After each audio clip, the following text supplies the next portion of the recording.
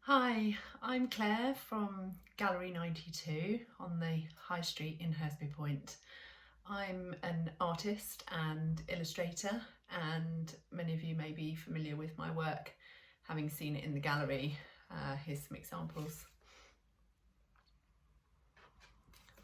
So in today's workshop I'm going to be taking you through some of the techniques that I use to create the watercolour element of my illustrations. This evening's workshop is suitable for complete beginners as well as improvers, and you can take your time with each of the exercises.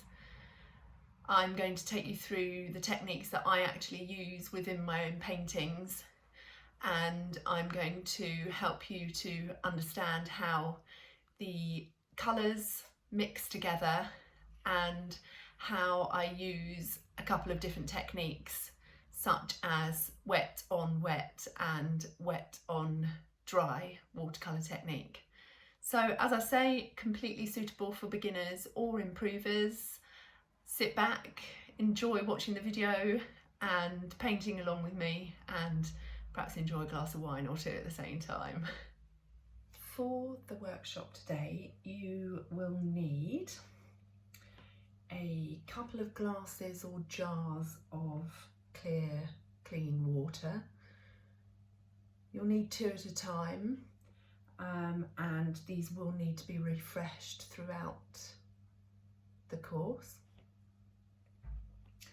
A selection of watercolour brushes in a few different sizes.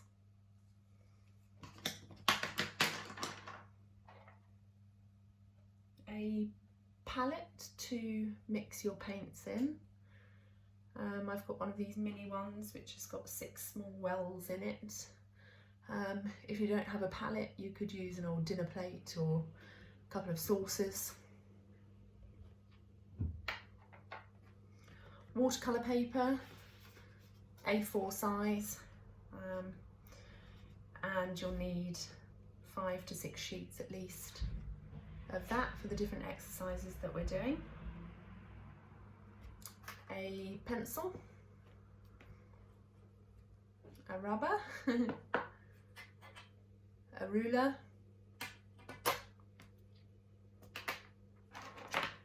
black waterproof pens. I've got a variety of nib sizes here, and then the watercolours themselves.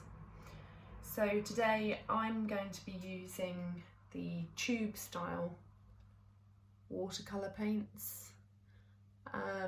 These are a brand that I got at Hobbycraft. Any brand is fine. You need a red, a yellow and a blue, the 3 primary colours, and ideally you'll need a warm and a cool version of those 3 colours. So that's 6 colours in total. As I say, I'm using the tube style, but you can also equally use, as you can see, my very well used set of watercolour pans. Either version will be absolutely fine for today's exercises. So for this exercise, we're going to see how the colour responds when it is applied to either a wet ground or a dry ground, the ground being the paper surface that we are working on. So first thing we need to do is choose a colour. I'm going to choose this nice cool blue, and I'm going to apply a very small amount to one of my palette holes, like so. Then I'm going to use a medium-sized brush and mix some water with that blue colour. Okay, you want to add quite a bit of water, make it quite a nice wet paint.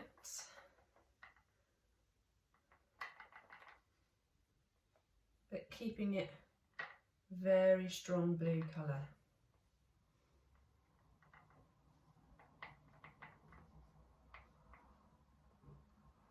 Okay, I'm going to save that there for a moment, because the next thing we're going to do is apply clear water in stripes across the page. Now you want to make these quite wet. Again, use another medium brush, choosing a flat one this time. Make the brush very wet and quickly apply stripes to the paper. Excuse the background noise. Very quickly apply wet stripes to the paper. Okay, then before they dry, take your brush into the blue paint and paint stripes in the opposite direction across the page. I want to work fairly quickly here before the wet, clear water dries.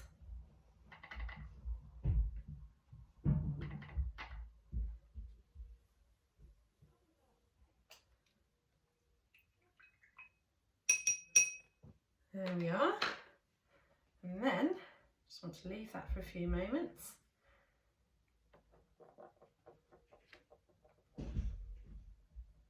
Now you can see that where the clear water was applied to the paper, and therefore the paint was applied wet on wet, then the paint starts to bleed into the water and it separates. It wants to run where the water is, whereas where the paint was applied to the dry ground, we have a very straight edge to the paint, and the paint hasn't bled at all. And the longer you leave it, the more it starts to change as well. So have fun just watching that change its formation as it dries. So here's a couple of different examples of how those paints have dried and spread across the page. You can see that where the paint goes onto the dry ground, we get a very defined straight edge to the colour, whereas when the paint goes onto the wet ground, the edge becomes more feathered and looser looking. Remember, the paint always runs towards the wet ground, so that's why as you apply it across here, the water that was on the ground this way, the paint has then started to spread into those wet areas. So the next exercise, we're actually going to look at how the colours can mix together when they are applied to wet ground. So for this example, what we're going to do is create two squares on a piece of paper. I've just sketched out two squares on the blank piece of paper, which you can do yourself now. They don't have to be terribly defined or neat.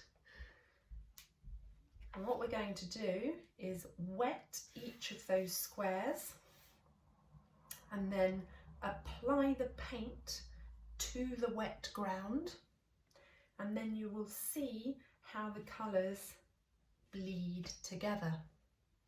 So we're going to use 3 different colours for this in each square. So for this example at the bottom, we are using 3 warm colours, a warm yellow, a warm red and a warm blue. In the top example, we're going to be using 3 cool colours, a cool yellow, a cool red and a cool blue. So I've set my paints out already in my palette here. So you want a tiny blob of each colour. These are the warm colours here, warm yellow, red and blue. These are the cool colours here, cool yellow, red and blue. Okay, the first thing we're going to do is completely saturate one of the squares on the page with clear water. So I'm going to use quite a wide brush for this, and I'm going to get it very, very wet inside the square. Okay, apply lots of water here so that the paper is saturated inside that square. Okay, you don't want this to dry out as you're working, so make sure you put lots of water on there. Okay, keep going so it's completely soaked. As I say, you don't want it to dry out as you're working. You want it to be wet enough that the colours will bleed towards each other. So can't really put too much water on. There we go. Okay, so then I'm going to start with the warm yellow. I'm going to apply a small amount of that to my brush, make that quite wet. Then I'm just going to apply that to one corner of the square, bleed it across. Okay, then clean the brush completely so there is none of the yellow left on there, and pick up the warm red, okay, which I'm going to apply to this corner here.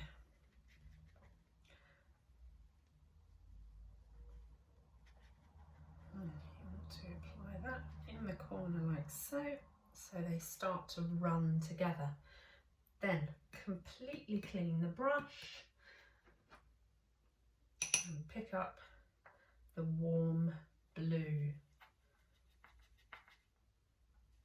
So make sure you're using all warm colours or all cool colours. Then apply lots of the blue into that final space at the edge.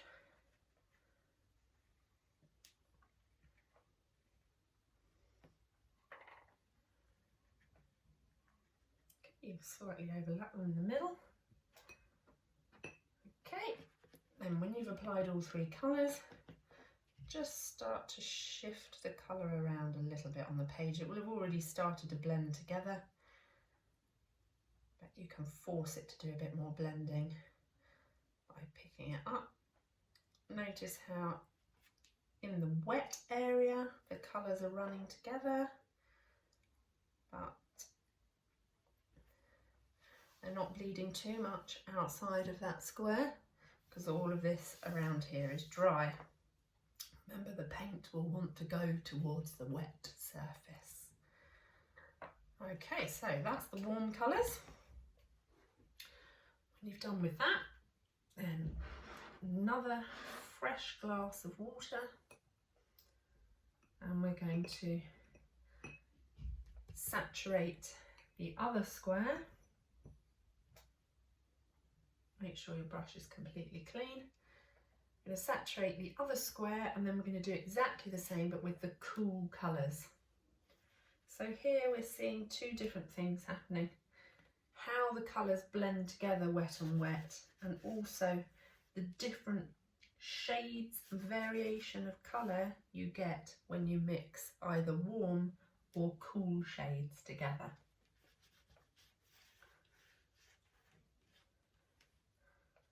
Okay, so remember, completely saturate the square, I want it to be really wet. Okay, so we're now going to pick up cool colours. We'll go in exactly the same order as before. So we'll take the cool yellow and apply that to the brush. Put that in the bottom corner. Spread it around. It's filling up that square. Completely clean the brush.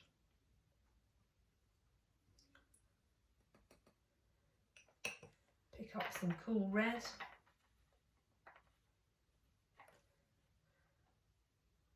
Apply that to the top corner, like so. Just spread it around a bit, help them to mix together a little bit initially. Completely clean the brush.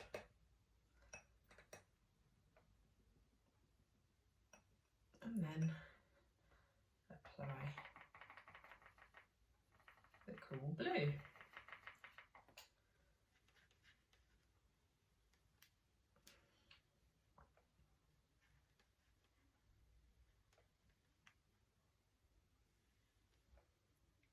Edge. A bit more down there. Okay, and then get those to shift around a little bit too. Don't worry if you get a bit messy or if the others start to mix up even more.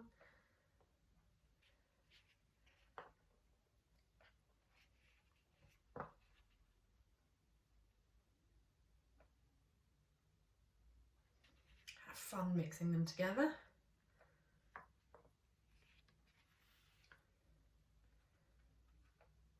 And then leave them to dry.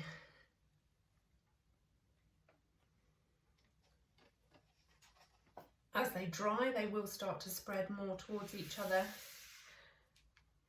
and then should end up with something a little bit like this. So you can see that out of just those three colours, and we've got loads of different tones and shades of the different colour. So as the yellow and the blue have mixed together, we've got these lovely greens.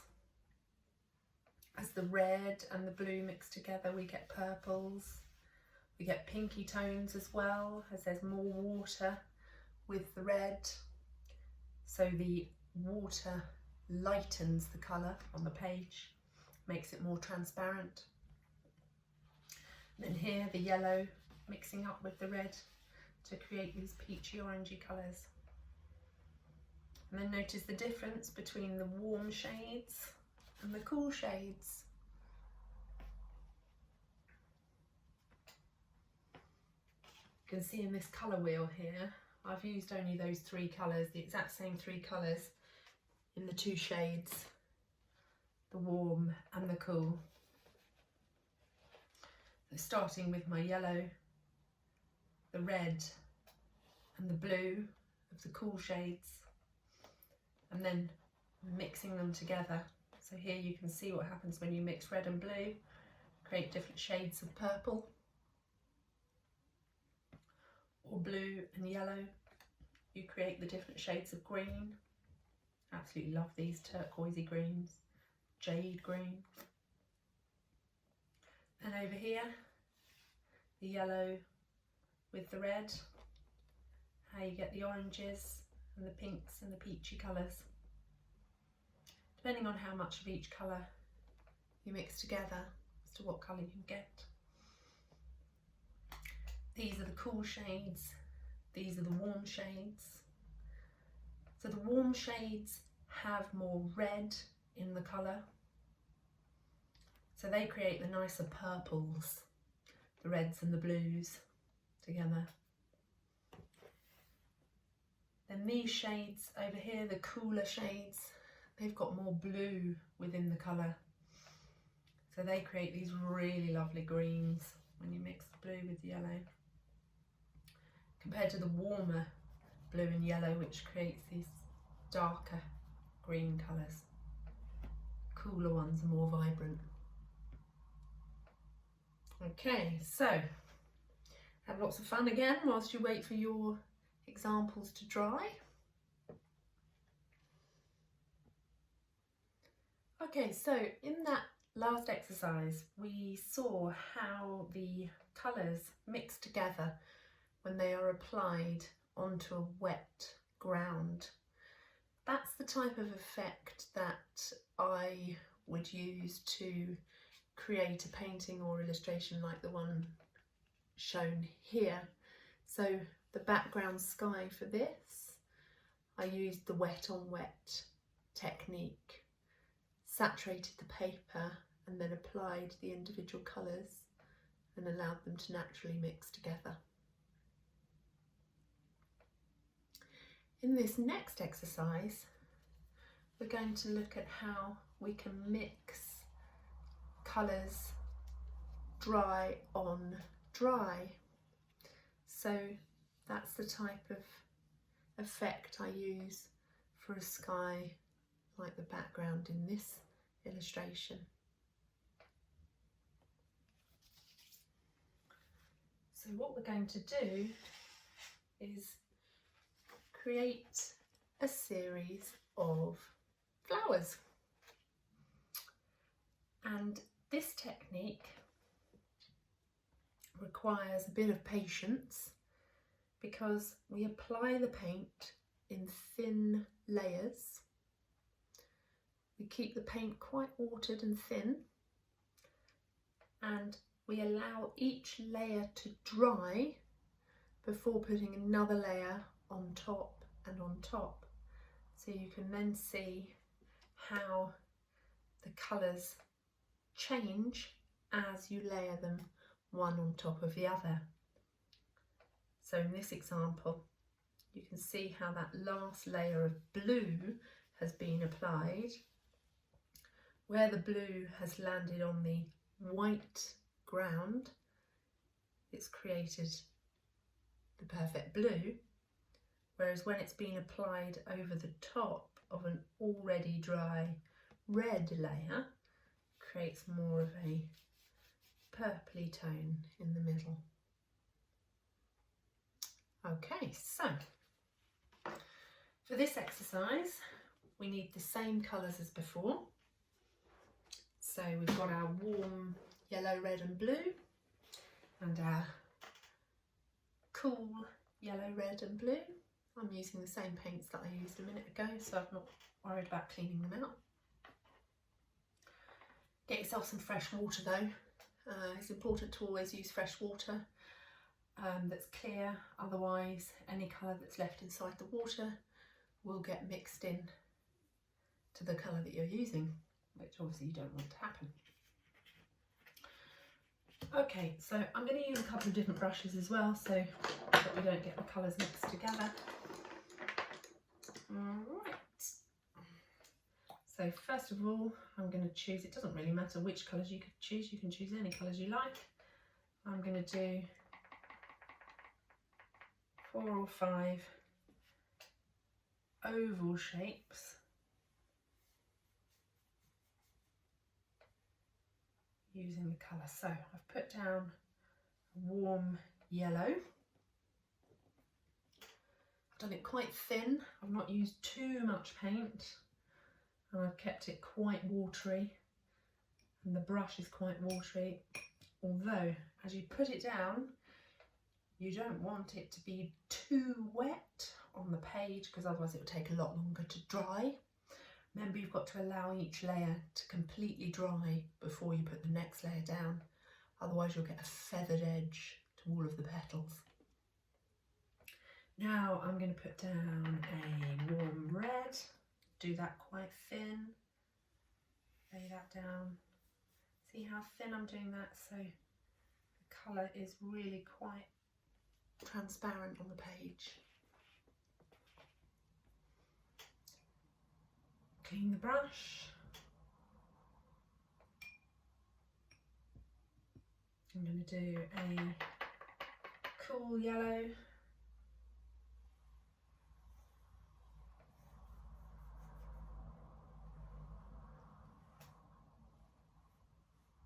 And it doesn't matter if the shapes don't come out perfectly oval.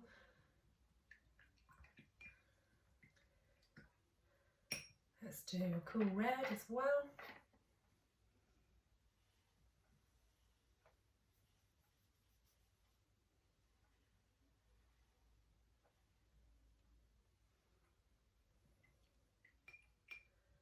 And then we'll do the blues too so we can see what happens there. So, cool blue.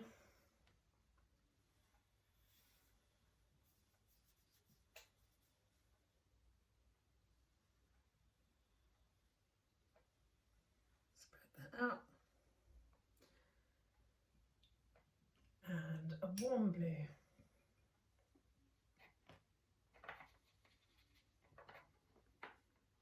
And you don't want to apply too much paint to the brush, so you want to keep it transparent.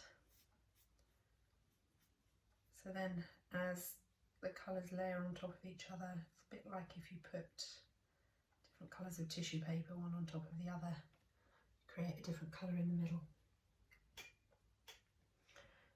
Okay, so that's the first layer of petals. As I say, you want to make sure they're completely dry before putting the next layer on. So you might like to go and grab yourself a glass of wine while they dry. Or a cup of tea or coffee, of course. So, when they're dry, it's time to apply the next layer. Now, here we're going to do a combination of different things. We might mix two of the colours together, or we might use the same colour on top so that you can see how you get a darker shade of one colour as you apply more layers. Where you would use a different colour on top, you'll create new colours within the flower. Okay, so this was a warm yellow, so on top of here I'm going to do another warm yellow layer. So this time, using just a small amount of paint again, don't want it to be too thick, want it to be quite watery. But this time I'm going to paint my petal in the opposite direction. So it's going to be offset to the first petal.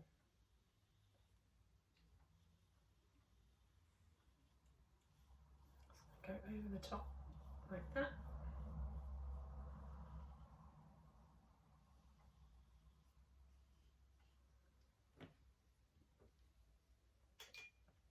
Then on top of the red here, I think I might use some yellow as well. And we'll create some peaches and oranges within this flower.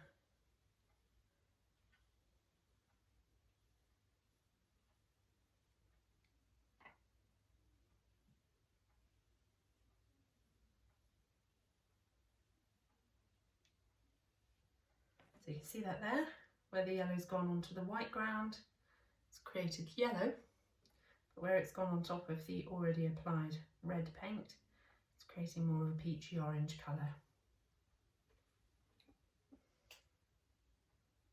Okay, so let's see what happens when we add some blue perhaps to this one. I'll go with a warm blue.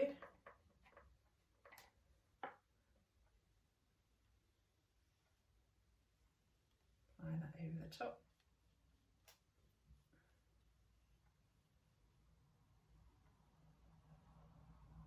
So we get blue, and then purple's mixing up in the middle there. So my water's started to go a bit yellowy here, so I'm now moving on to the fresh water so I don't get any of that yellow mixed in.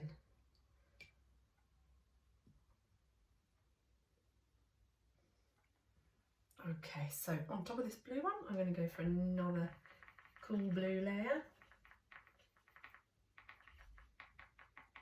Again, mix the paint quite thin. Apply another layer on top. Quite therapeutic doing this, really.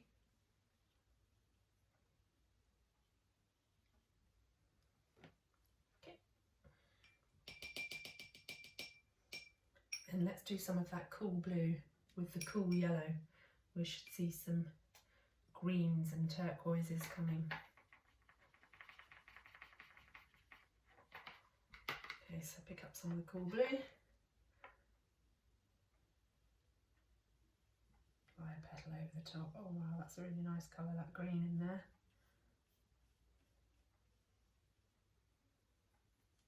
You see that?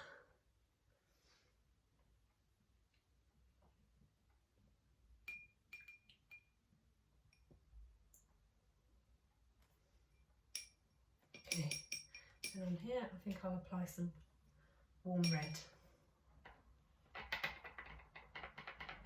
As I say, it doesn't really matter which ones you mix with which, you'll get to see your own colour variations.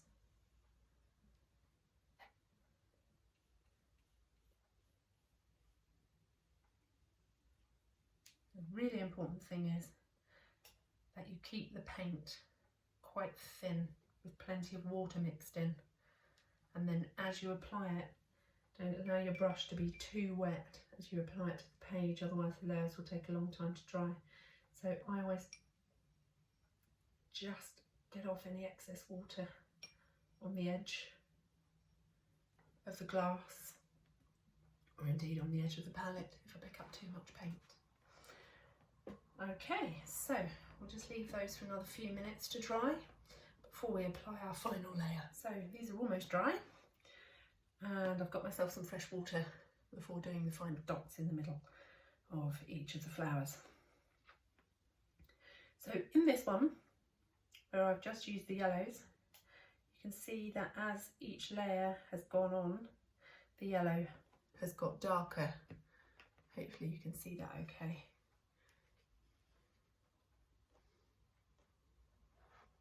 So now in the middle of here, I'm going to use a contrasting colour, and you'll see that I'm going to put red on top of here, but we won't get red as the colour dries.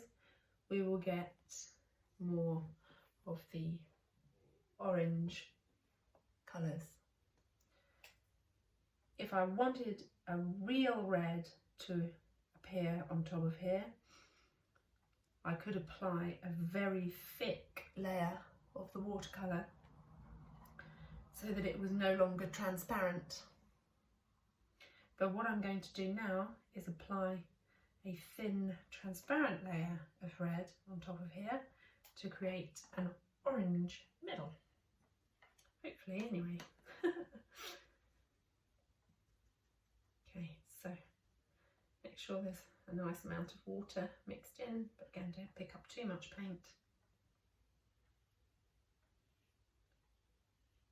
Draw a circle in the middle, so you can see I'm definitely not getting a red coming through. I'm getting more of an orangey colour. So I'll make that a little bit darker.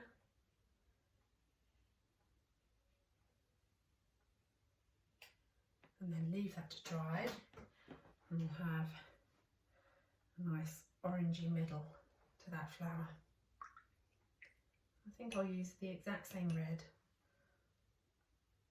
on the next flower here.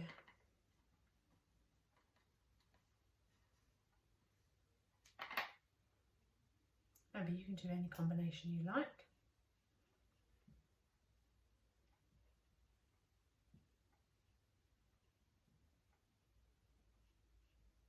So you can see just by looking at that, I'm applying the exact same red to that flower as I did to that flower.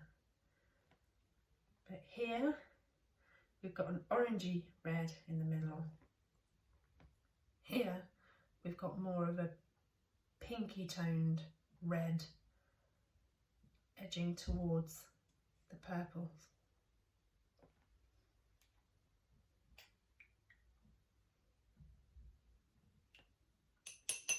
On this one here, I'm going to do a cool yellow middle. I'm going to apply it quite a bit of paint, but mixed with water so it's still transparent. And that creates a vibrant greeny yellow in the middle. And you can use any colours you like out of these ones on the palette and just get different combinations. It's quite fun to try new combinations. Okay, so let's see what happens when we put a warm blue on top of this one.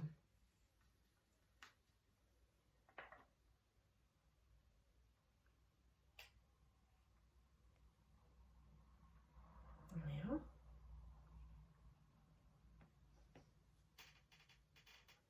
Okay, so you can still see the peachy colours coming through underneath that blue. I'm going to use that exact same blue over here.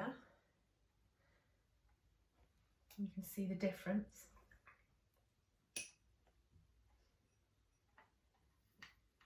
haven't got much of that blue left. In fact, I'll put a teeny bit more blue on that one. It's not showed up very much.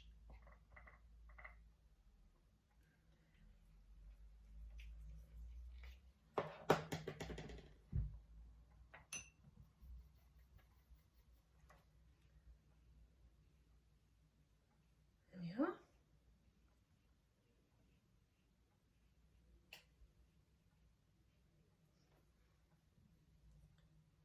So when over there we have the yellow included, in a slightly dirtier looking blue, you've got those peachy oranges coming through underneath, and it's trying to show a little bit of green in the edge as well because of that yellow. Whereas here we've got more of a purpley blue being created because we haven't got that yellow fighting with it, trying to make the green. Okay, the last one here, I think I'll use the cool blue on top of that one.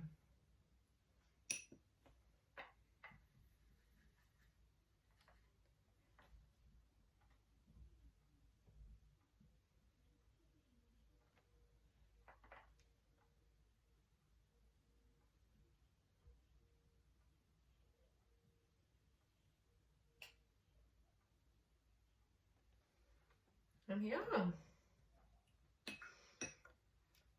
Hopefully you've created some really nice flower shapes as well. And from this, you'll have a good idea of how the different colours mix together and how you can create those mixed colours with defined edges to them, which, as I say, is the type of technique that I would have used to create the sky in this painting. So here I would have laid down a transparent pink on the back layer, waited for that to dry, then used the exact same pink to put another layer on the top, but in the cloud shapes. And then when that was dry, on top of that, I used this blue here to create a layer of blue clouds in the front. But of course the blue, even though I used this exact same blue, doesn't look quite the same because it's got the pink behind it. So it's starting to turn ovy purple. In a minute, we'll have a go at creating our own background sky like this. Now that's dry, you can see the real vibrancy in the colours and how the layers build clearly one on top of the other. So what we're going to do now is use that same technique of layering to create a background sea and sky very similar to the one that I created in this painting here. Okay, so for this we're going to use a warm red and a cool blue. So I've just put a little bit of each of those into the palette. Let's say I'm using the tube style watercolours, but you can also use the pan style colours as well. Just mix those up with water and put one of each colour into a separate hole on your palette or a separate area of your saucer. Okay, on a blank piece of paper, watercolour paper, I've just put a border around the edge. Just use the width of the ruler and drawn a border around the edge, and then this is the area that I'm going to paint into landscape style like this. Okay, so the first thing that I'll do is draw my horizon line that's separating my sea from my sky, and I'll do that roughly and very lightly with a pencil. It doesn't show too much in the final version. Okay, so as I say, this is going to be the dry, painting onto the dry ground. So I haven't applied any water onto here, it's just completely dry. The first thing I'm going to do is put a very pale, warm red wash onto the top area for the sky. I'm going to use plenty of water and quite a wide flat brush. Okay, so I'm going to add plenty of water into the hole with the red paint to create a translucent colour, transparent, like we did in this here. Okay, if you need to just test it out on one of the empty holes, that's a good idea. Okay, so I load some of that up onto my wet brush. I'm going to keep that quite wet because I don't want it to be too dark red colour. I want it to be more of a pinky wash. Okay, so working quite quickly across the page with a very wet brush, I'm going to cover the whole thing in that pale red wash that, as I say, comes out quite pinky when it goes down onto the page. Spread it out as much as you can using the wet brush. Try not to let any of it dry before you put the next lot on. You want to keep it moving until you've filled the whole area with that light pink colour.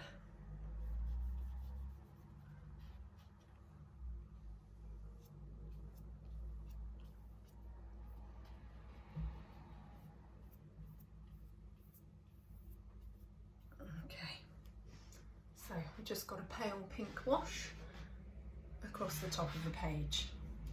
Okay, and then changing brushes, I'm going to use the same technique to apply the cool blue in a pale wash to the bottom half of the page. So plenty of water in the hole mixed with the paint.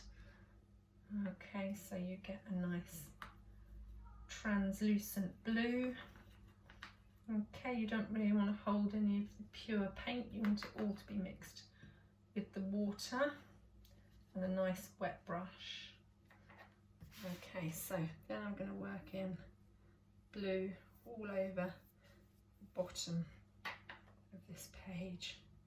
I'm going to start from the bottom here so that it gives chance for the pink at the top to dry a bit more before the two colours meet. Otherwise, as we learned earlier, if the two wets meet, the colours will mix.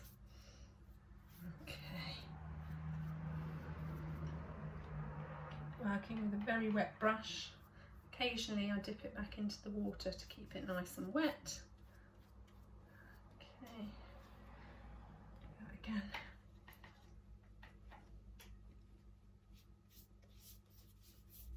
Oh, that's got a bit too much paint on it, so I spread that out with a bit more water so that I don't get it too dark.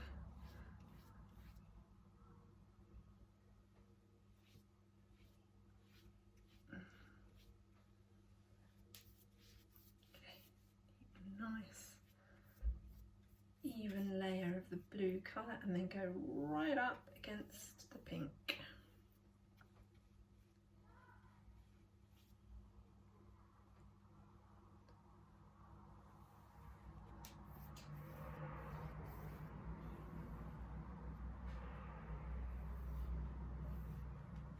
Okay, so we've got a pale pink wash and a pale blue wash. Okay, then we're going to leave that for a few moments until it's completely dry. Try not to be tempted to touch it to feel if it's dry until you're completely sure that it is. Because if you touch any wet areas, the paint will just come up onto your finger and you'll be left with a fingerprint in it. So give it a couple of moments to dry. Okay, when you're completely sure that's dry, and you can definitely touch without any of it lifting up, then the next thing we're going to do is work in some of the clouds. So we're going to layer another layer of warm red on top to create the slightly darker cloud effect. So this time I'm going to use a more rounded brush, so I get a rounded edge to the clouds. And again, I'm going to load my brush up with plenty of very wet paint. Again, you don't want any of the pure paint as it comes out the tube getting onto the brush, otherwise it'll be too dark. We want a nice translucent layer. Okay, and I'm literally just going to blob that around and spread it about in cloud shapes. These, again, don't have to be perfect, and I tend to fan the brush around to get that edge of the cloud shape. Okay, so I'll show you slightly more angled this time so you can see how I work that across paper. Okay, I'll get the edge and then I'll fill it in whilst it's still very wet. Okay, I'm going to do another one there.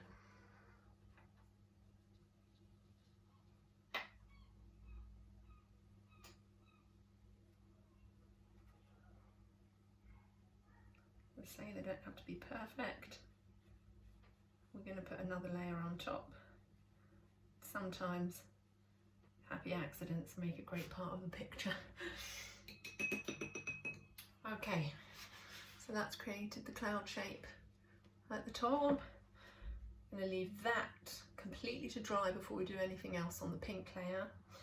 We can now do something similar on the blue layer to create darker areas in the sea. Okay, so I'm going to use the same shape of brush. I'm going to be working onto the blue with another layer of the same blue. So nice and watery, lots of water on the paintbrush into the very wet paint. I'll turn it up the other way, it's easier to get the fan shape of the waves as you go. Okay, I'm just going to apply almost some mirror images to the clouds, but into the sea.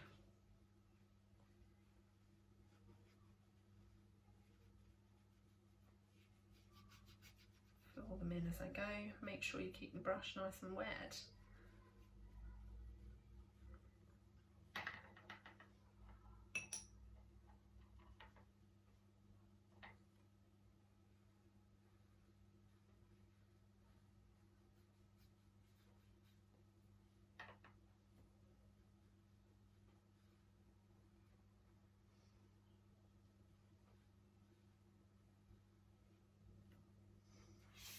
Carry on, it's a layer of blue. Now let's allow that to completely dry. Then I'm going to go back in with one more layer of pink, possibly one more layer of blue down here too. If you have applied the paint quite thinly and spread it out nicely with your brush, it won't take too long to dry, just a few minutes. So now for another layer of the warm red. I'm going to put these in between where I created the first row of clouds.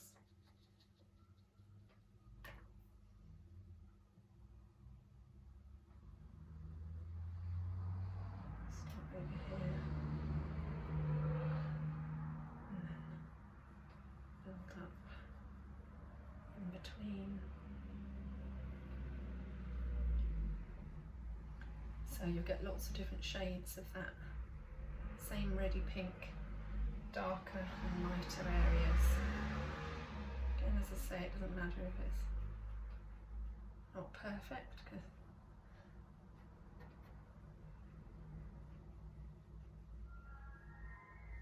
it changes as you paint.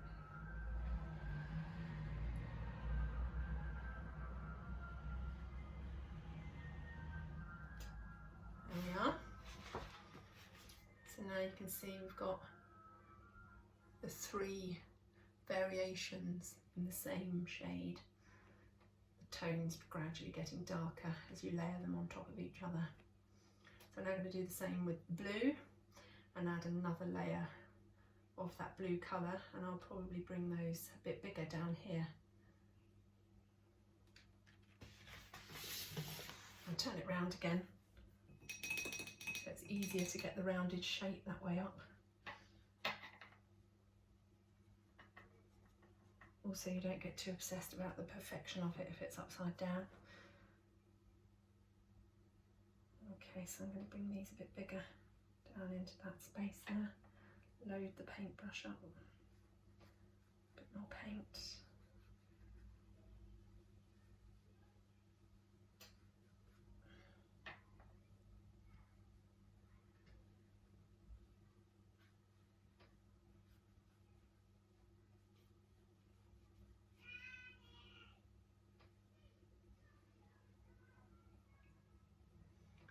Make sure you keep your brush nice and wet.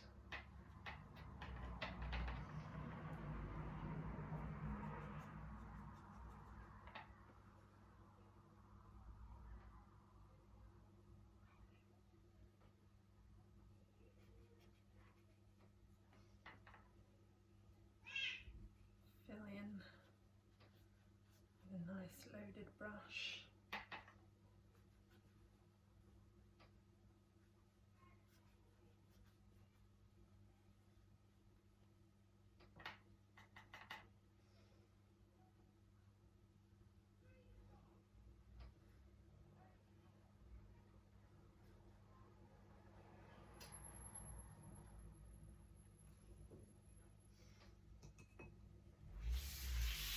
There we are. Again, we've got the 3 different shades of the blue there, as they've built the layers one on top of the other. Okay, then the last step, when the pink is dry, we're then going to layer a little bit of the blue into the pink, and I might do vice versa as well, so you get the reflections in both.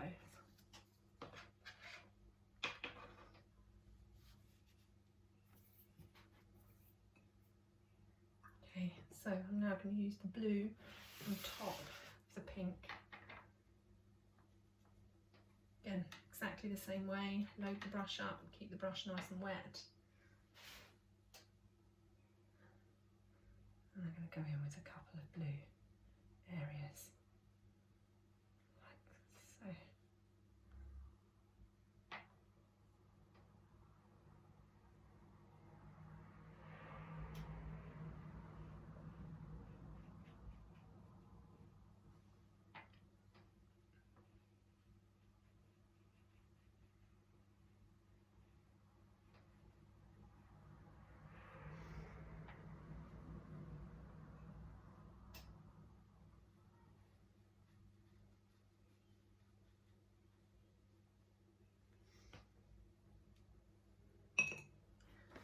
There we are, so that's the blue on top. Then you can see you start to get some of those more mauvey tones into the sky. We'll also bring some of that pink down into the blue. I'll need to leave that to dry for a few minutes because I've only just done that blue layer at the bottom. Okay, so the final stage will be to bring some of this pink down into the blue of the sea, and I'll probably keep that quite tight to this area nearer the sky.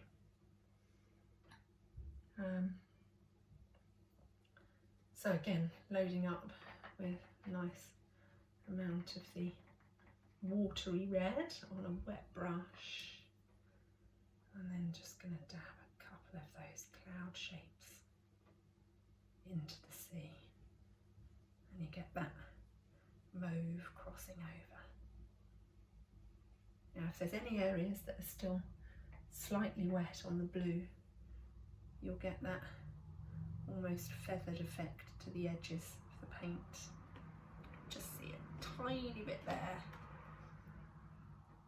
It feathers out if it's not quite dry behind, because remember, the paint always wants to go to the wet area on the page.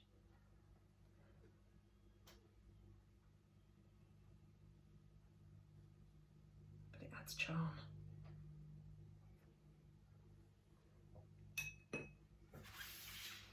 And there we go. That's then ready for you to add an illustration such as this over the top of that base.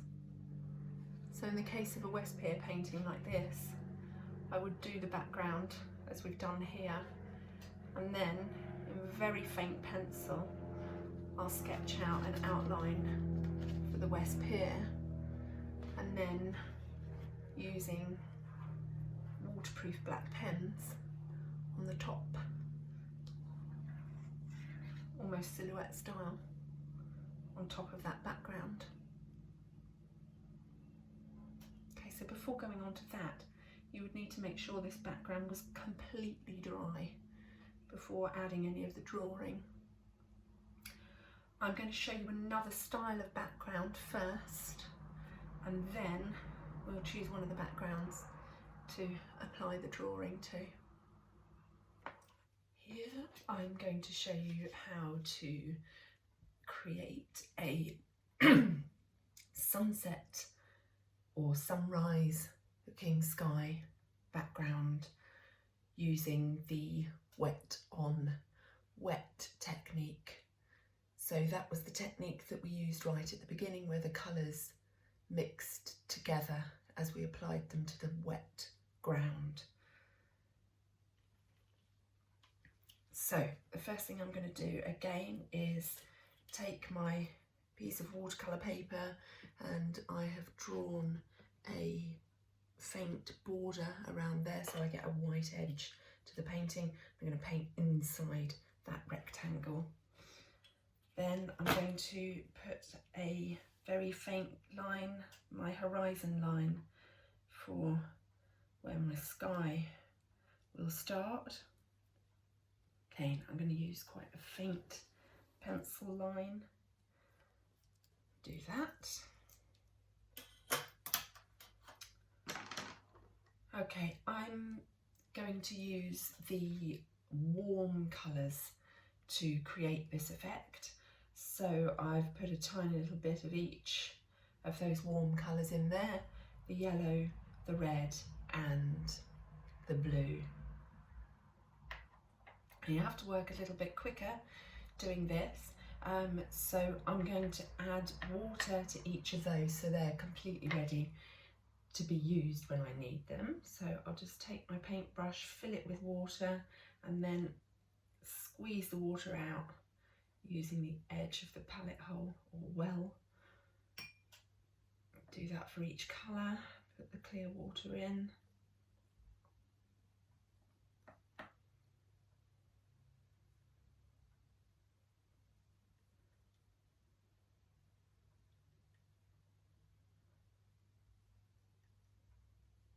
Okay, then using that quite wide brush, I'm going to wet the ground. So I'm going to use the clear water straight onto the paper, just in the sky area.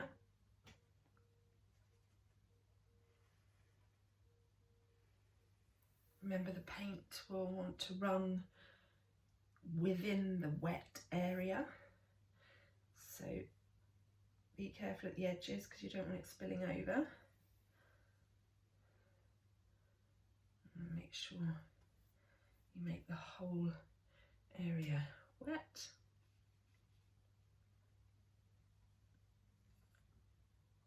like so. Okay, first colour I'm going to take is some yellow down in this area here for the last rays of sun. And blot that off.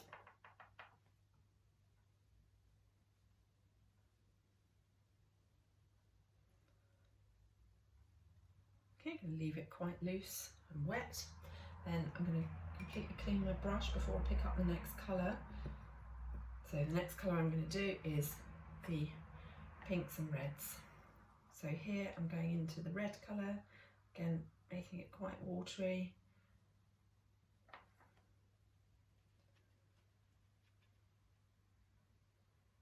Apply that straight on, go up to the edge of the yellow. I'll do some over this side too.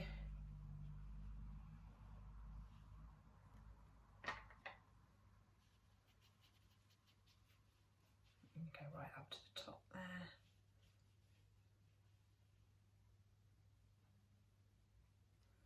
Okay. Come back over here. Spread it about a bit. Start to mix the colours using your brush so they blend together a bit.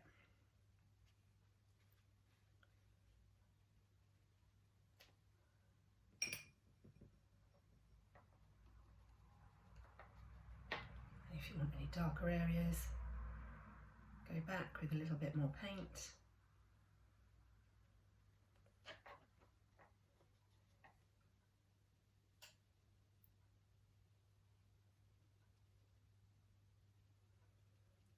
I'm just dabbing it on and then letting the paints blend together.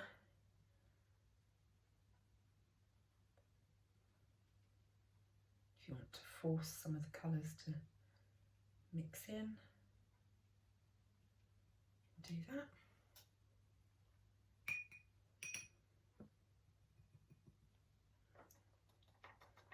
So put a little bit more red in there.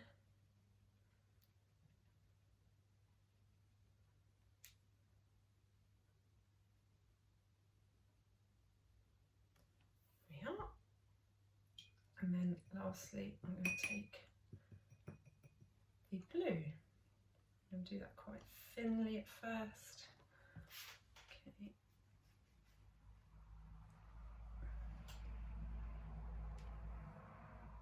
And then get the different colours mixing together. So as well as the blue, you'll start to see some movie colours appearing.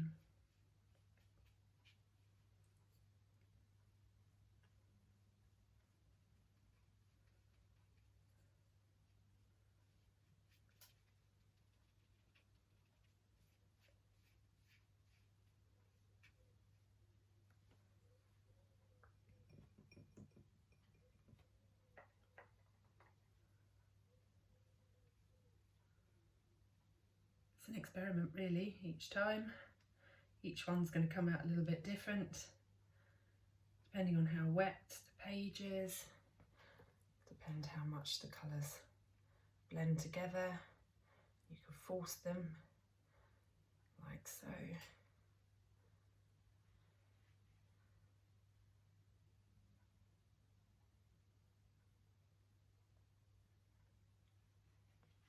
And leave that to dry, and that's your sunset sky. When it is dry, if you wanted to, you could come back and darken some of the colours or create some of the cloud effects with layers on top of that as well.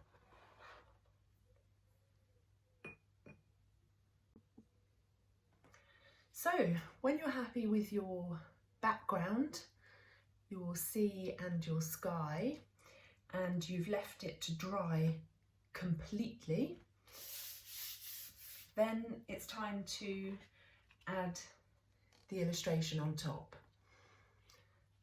So today I'm going to give you a brief summary of how I created this illustration, which you can follow and then continue until you've completed your own version of the illustration. So as I say, when the background is completely dry, I've chosen the one where I used the layering technique. You'll then need your pencil, and a ruler is helpful for a couple of the initial horizontal lines, just to make sure they're straight. And then I like to use these waterproof black artist pens. I've got them in various nib sizes,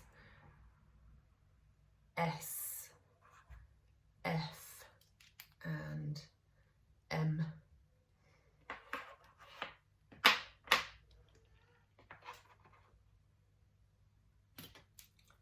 Okay, so firstly I'm just going to add a couple of horizontal lines for these edges of the pier.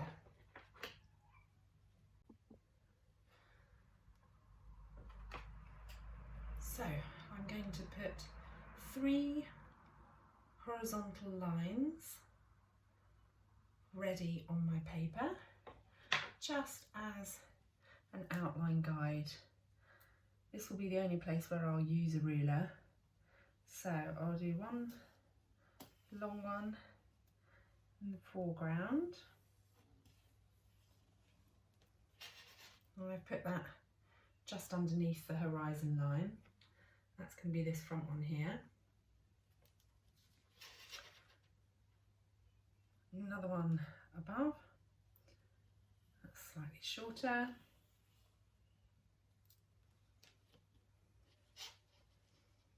And then another one above that, slightly shorter again.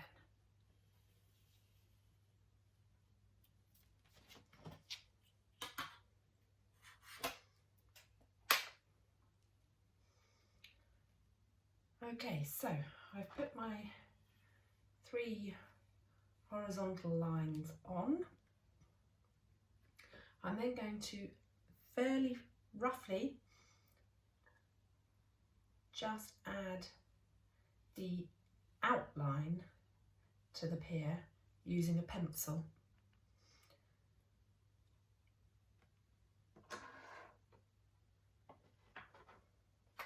So I'm going to put my edge lines to this part, coming down here.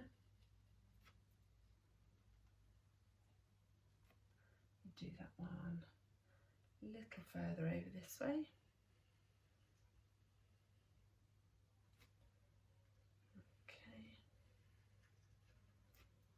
Then coming off of the next horizontal line, put those curved edges in there.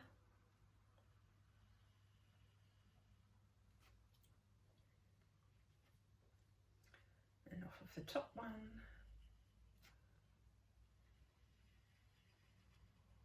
bring those down. Hopefully you can see that okay.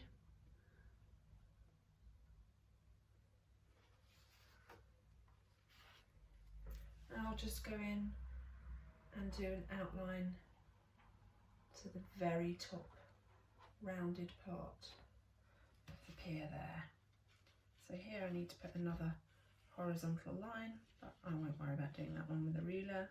Of course you can if you prefer, if you want a completely straight edge. It's a nice thing about drawing the West Pier is it's ever changing and it's not all neat and tidy and straight lines, so you don't have to be a slave to the ruler. Okay, so that's my outline, and then just being careful that as these lines come down into the sea, that the bottom to that is quite horizontal.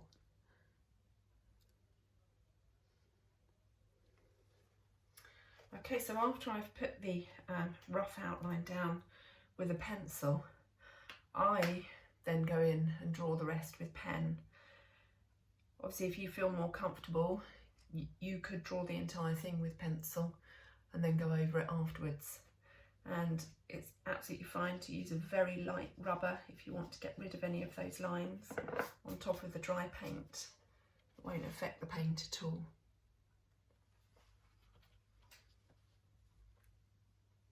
Okay, so when drawing the West Pier, I'll normally start with that central section there and add the detail of those lines in that part. Then I will do my horizontal lines in pen, and then I'll come back and do all of the vertical lines where you can see there's a lot of detail in there.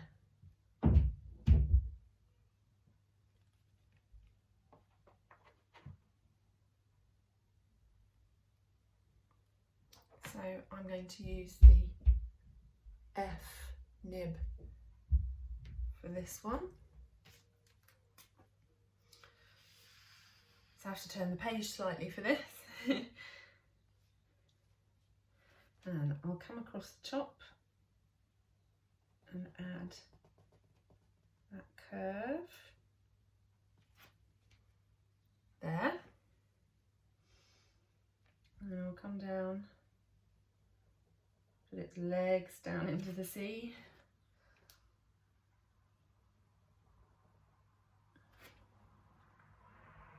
Like so. I'll then add more of the curved lines,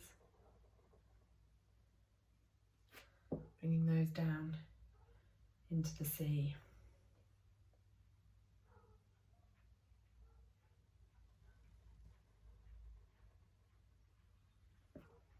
Like so.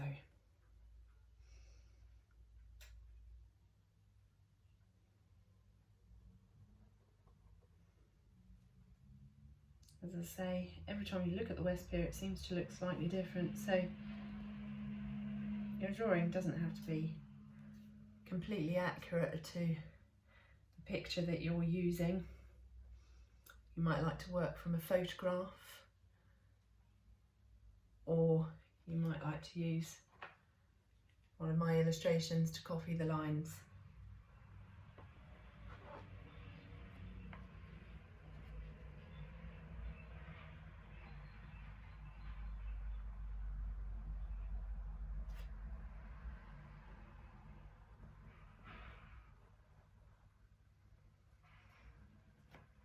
Okay, so there we've got the curved lines going down, the curves at the top going straight down into the sea. Try to make them all line up at the bottom. Then, if you want to make any of the areas a thicker line, you can just go back in afterwards and add extra detail. So up at the top here we've got a thicker line. So I'm going to draw that right up against there.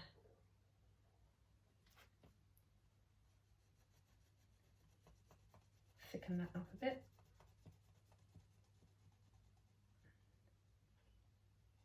So I'm using the same pen to do that, just to go back in and add another layer.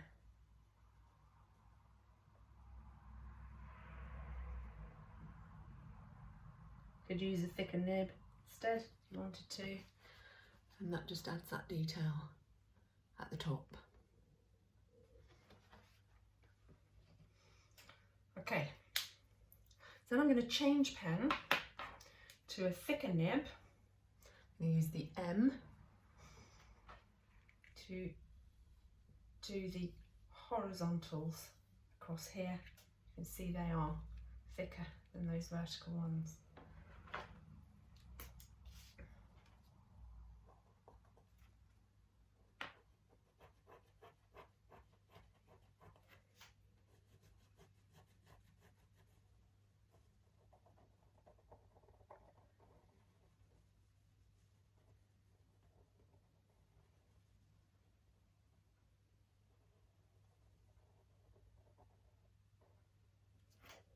one across there. I go to my next pencil outline, put another one across, and make these thicker than your verticals.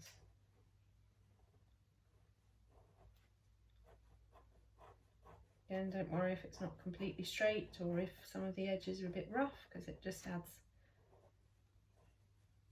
character to the drawing.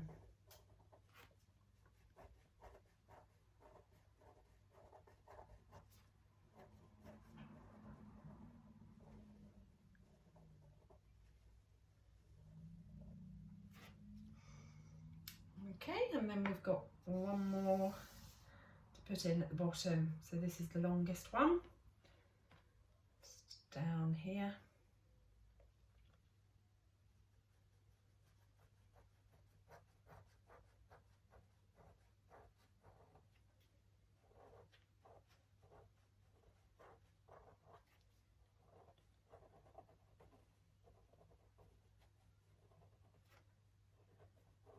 The beauty of these pens as well is because they are waterproof, once they are completely dry, if you want to go back in and add any more watercolour detail, and you can do that over top of the pen, and the pen won't bleed or smudge.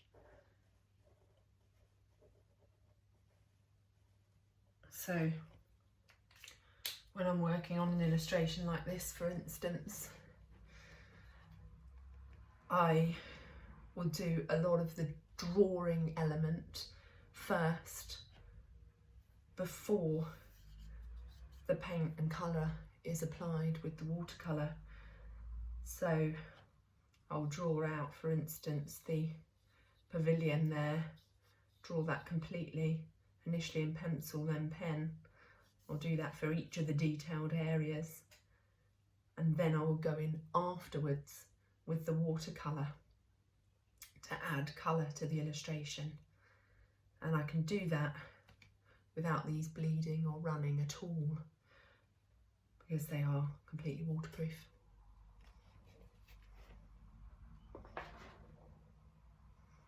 Okay, so once you've got your basic horizontal lines on there, then you can go in and start to add the detailed horizontals.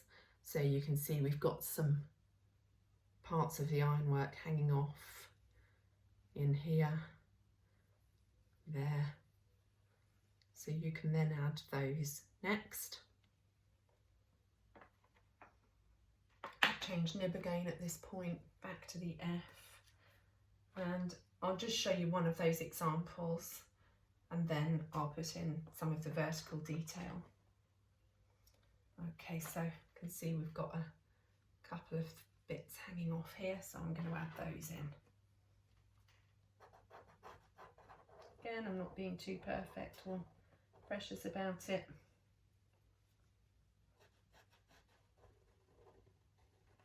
To say, it adds a bit of character to have some wobbly lines.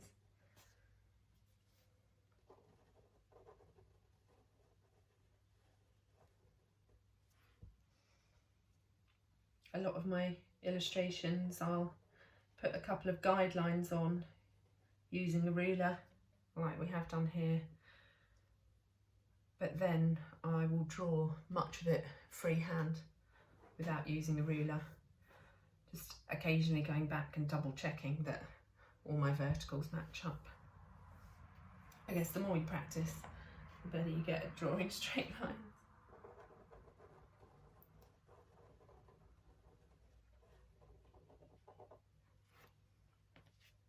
Okay, so I've added some of that detail in there, and you can continue to do that to each of these horizontal lines. I'm just going to show you now some of the verticals, and then you can go on to complete the illustration and create your own version. Okay, so you can see as the legs come down into the sea, some of these are really close together. As you look at the pier, there's a lot more parts of it left, and then other areas, quite a lot have fallen off and crumbled into the sea, so we've got the lines much more spread out. So I'll start here with some of these thicker lines, which I'll literally just draw the lines in very close together, or you could use a thicker nib again here.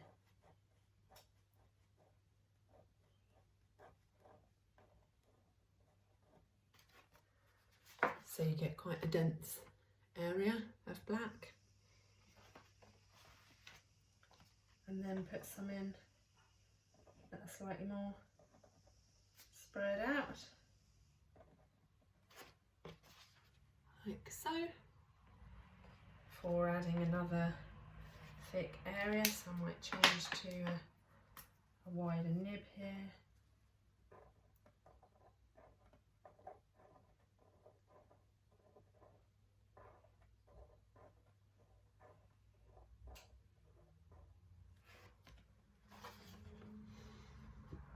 To add that detail, then obviously I will continue that through the whole piece